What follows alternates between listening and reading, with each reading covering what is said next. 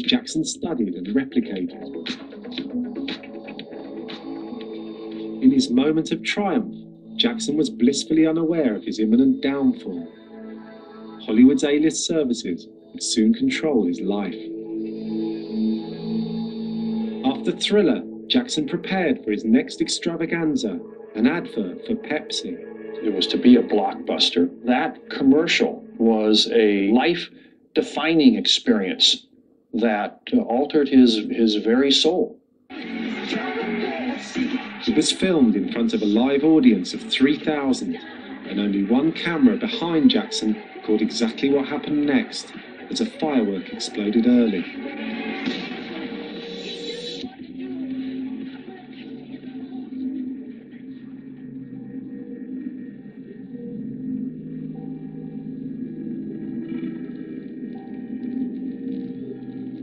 Before anyone realized what was going on, including Michael himself, he'd suffered serious burns to his scalp.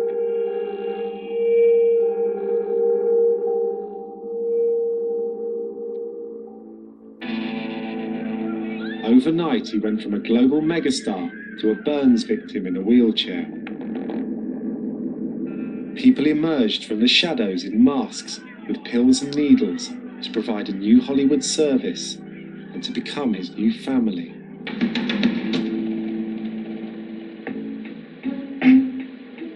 I'm in suburban LA to meet Barbara Maywood.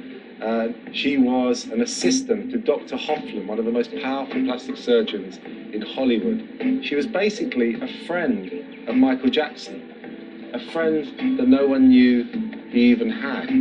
She was part of his secret life of surgery. Hi, is that Barbara? I am Barbara. I'm Jack. You're Jack? Nice. Hi, nice to meet you. Nice to meet you. Oh, who are these? These are Sarah and Becca, but yeah, my family, if you will. Yeah. Michael was, super, super special, kind and thoughtful, and I've got all kinds of things from the ranch and pictures and... So, Barbara, do you remember the day when Michael's hair caught fire during the filming of the Pepsi ad? I remember I was on the 101 freeway, and there was an announcement on the radio that Michael was having his surgery that morning, and I said, if this traffic doesn't clear up, he's not having any surgery because all the instruments are in the back of my car. It was pretty intense, getting into the operating room, bodyguard in the operating room, one on the outside of the operating room. I mean, it was a kick. It was kind of a kick. He has both second and third degree burns of the scalp. It takes several months for the complete healing process to take place. After the accident, Jackson put his trust in Barbara's boss, Dr. Hoffman, who defined what Hollywood looked like. He worked on the face of an entire town. Architect of the necropolis, city of the living dead. He invited me to a party that was for nothing but facial plastic surgeons, and people just sat around going, oh, those are Dave's lips for sure. Yeah, those are Dave's lips. Dave did those. Oh, Jimmy did that nose. That's a Jimmy nose for sure. I mean, they were almost like playing a parlor game. Pick out whose body part was done by what doctor. Michael put his face, his career, and his trust in the hands of Dr. Hoffman. But was this trust in Hollywood's medical service misplaced? In 1999, Barbara sued Dr. Hoffman. In those proceedings, she alleged she saw him fondle and joke about Jackson's penis during surgery, even faking surgery on him by turning the clocks forward. She also claimed she saw Sly Stallone march into his girlfriend's breast surgery and demand Hoffman put in bigger implants without her knowledge. That trust has been abused a lot by a surgeon. I really can't go there. Cut. I know who you're talking about. It was there. I can't. Hoffman vehemently denied these allegations. An out-of-court settlement prevents Barbara from repeating her claims on camera. The stress of having to see what you saw and then keep a lid on it. Very hard. But, and doing what you can to stop it and not being able to. So, whatever I always tell patients, I only work in the kitchen, I don't own the restaurant. So that's basically what it was.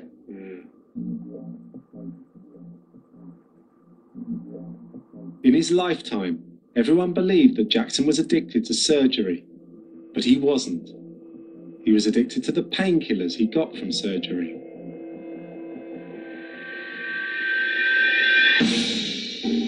He got his prescription drugs perfectly legitimately at a high street chemist, Mickey Fine, a Beverly Hills institution since 1962.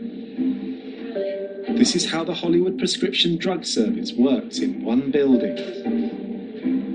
The shop front is a diner, but behind the glass is the important business of pills. In the diner part of Mickey Fine, it's really chilled, and yet behind that counter in the pharmacy, it's frantic. You know, it's like a call center. There's just drugs that can be given out to the A-list celebrities in the hills.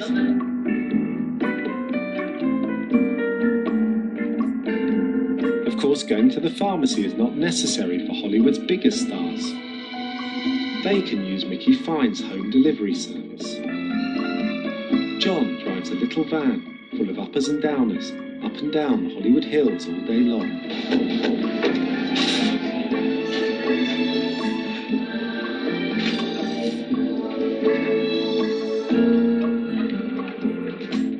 In the wake of Jackson's death, Mickey Fine Pharmacy was raided and cleared of any wrongdoing. They're just providing a legitimate service for the doctors who prescribe these drugs. It is a scandal. If that doctor refuses to give that prescription, he's no longer going to see that patient, not going to see Michael Jackson anymore. He can't speak up. So it's a terrible catch-22. After the accident, Jackson remained isolated in his compound in a drugged-up zombie state. And in 1988, he made his big comeback.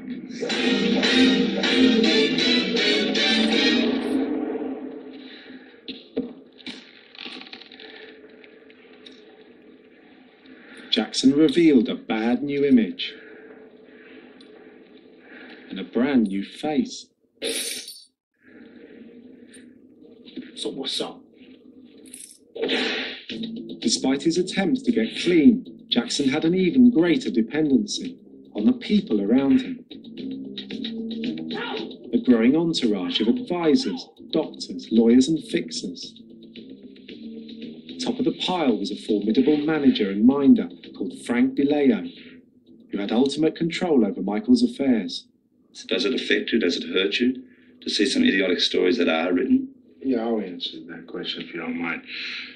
It hurts me. And if it hurts me, I know it hurts Michael. He's a little more blasé about it than I am. I mean, he just sort of shrugs it off.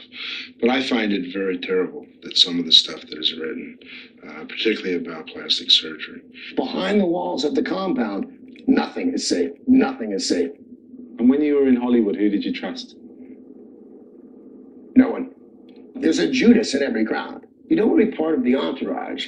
You want to be the guy with the entourage. So the entourage starts making moves on their own.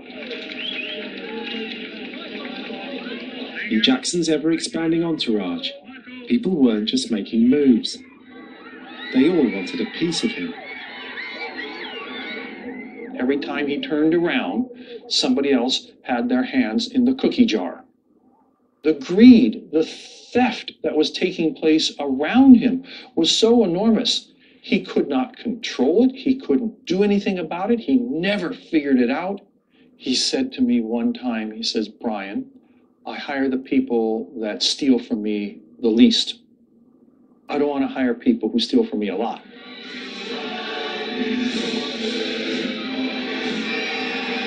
Jackson made a radical decision to deal with the problem. Nothing short of a Stalinist purge of the people around him at all levels. Jackson's mindset reflected in his promo for History, a dictatorial fantasy in which Jackson has total control over the rank and file.